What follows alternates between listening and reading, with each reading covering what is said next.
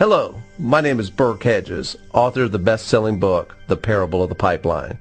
I open my book with a story about Pablo and Bruno, who take two very different paths in their quest for financial independence. What you're about to see is the delightful animated story of their adventure.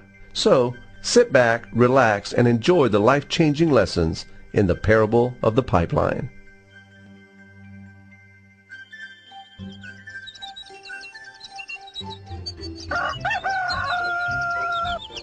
Far away, in a small village, near a beautiful valley, lived two friends, Pablo and Bruno. They were both young and dreamed of a better life for themselves. They'd often discuss their dreams about how they would become the most successful men in the village. They weren't afraid of hard work, and they searched for opportunities to help realize their goals and achieve their dreams. One day, an opportunity presented itself.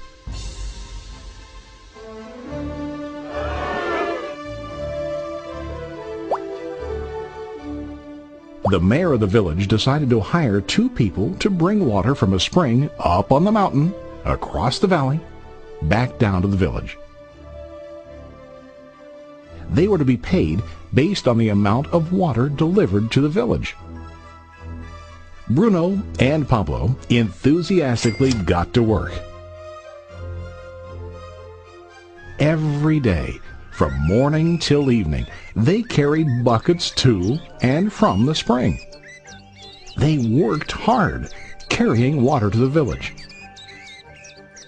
In the evening, they'd return home with their day's wages.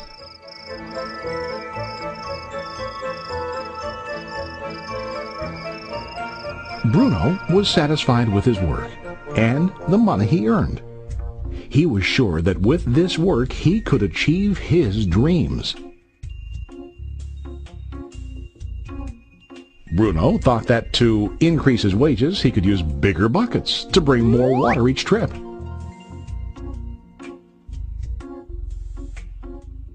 He believed with a larger income he would soon be able to buy a cow and the house that he dreamed about.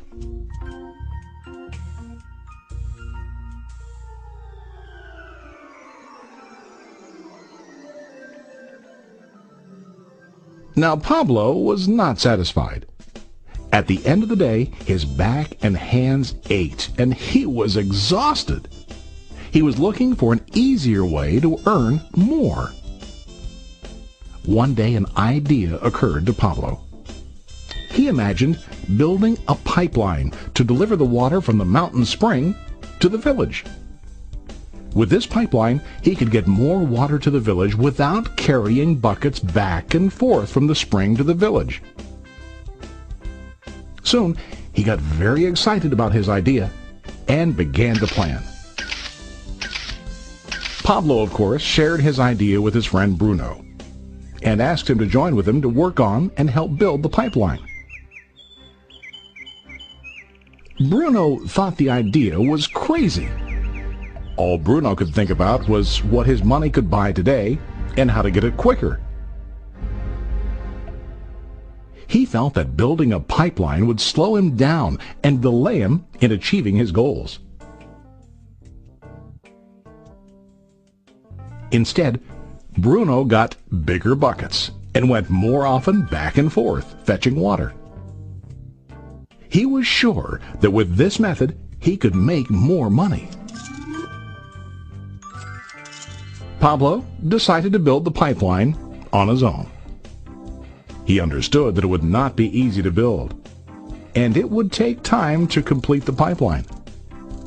Pablo knew that it could take several years to finish, but he set his mind on his goal. Every day he worked and carried water like before. But on weekends and during his spare time, he worked hard to dig in the rocky soil and build his pipeline. In the first month, there was little to show for his work.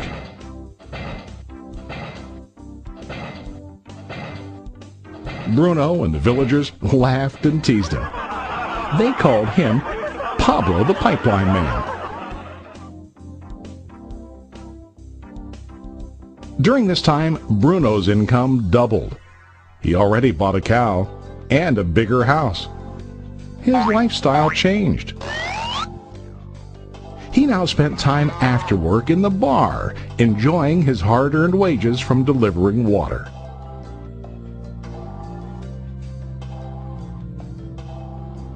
What Bruno didn't realize was that his body was starting to stoop from carrying the heavy buckets every day.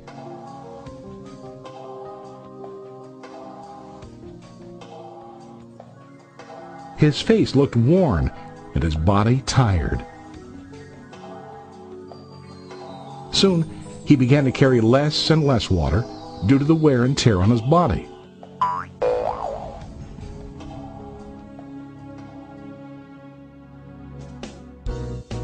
Month after month, Pablo worked.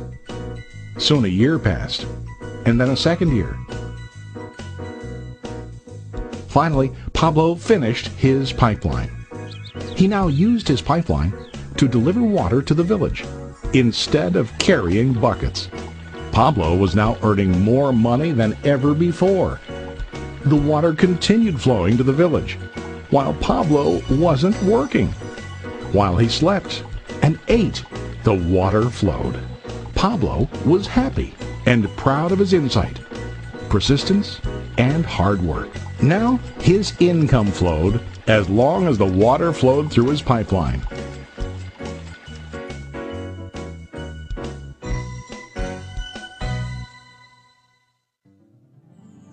The story of Bruno and Pablo is a reflection of life. Their jobs symbolize what most people do to earn money. Bruno gets his money using buckets. He goes back and forth, carrying his buckets from the spring to the village in exchange for money. To increase his income, he either has to go more frequently to the spring or to use larger buckets. It's common in real life to increase our income by working harder. For example, working overtime or getting a second job.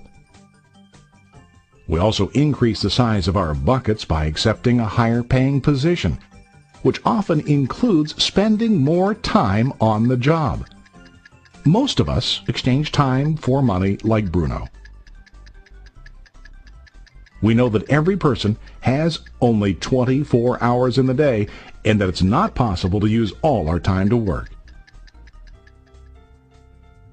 The most difficult time comes when we can no longer exchange time for money due to age, health, or other reasons. Then, our income stops. Now let's review what Pablo did. Very wisely, Pablo did not exchange all of his time for a limited income, but he used some of his time to build a pipeline. He knew that the pipeline would bring ongoing income as long as the water flowed. An ongoing income that multiplied the time he worked each day. Pablo knew that someday, maybe because of age or health, he would no longer be able to exchange his available time for money. Pablo knew that if he could make his idea of a pipeline work, then he only has to do the hard work of building the pipeline. After the pipeline was completed, Pablo was able to monitor and maintain the flow of water to ensure that his income will continue. Pablo has shown us that to earn an income, we don't always have to directly exchange time for money. There really are better ways. How about you? Are you still like Bruno, who directly exchanges time for money? Or do you want to be like Pablo, building and maintaining a pipeline for ongoing income? If you are interested in the idea of building your own pipeline, contact the person who lent you this presentation. You can start building your pipeline today. today.